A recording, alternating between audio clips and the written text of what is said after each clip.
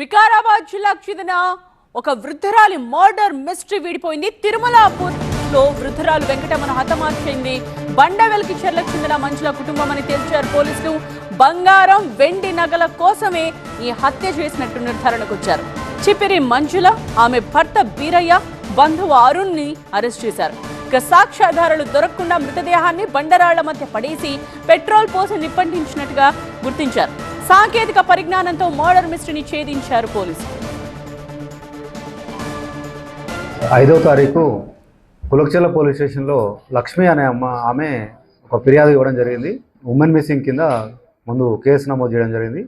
విచారణలో భాగంగా విచారిస్తే ఈ మంజుల ప్లస్ ఆమె భర్త బీరయ్య, వాళ్ళ బంధువు అయినట్టు అరుణ్ కుమార్ అనే ముగ్గురు కూడా ఈ ముస్లామని తిరుమలాపూర్ అవుట్స్కట్స్లో అడవిలోకి తీసుకెళ్ళి ఈమెని చున్నితోని గొంతు చుట్టి చంపేసి ఆమె ఒంటిపై ఉన్న బంగారు నాను, మన గుండ్లు ప్లస్ వెండి కడియాలు, వెండి పట్టా గొలుసులు, చెవుల దిద్దులు ఇవన్నీ కూడా తీసుకున్న తర్వాత ఆమె ఒంటిపైన పెట్రోల్ పోసి కాల్చేసిండ్రు.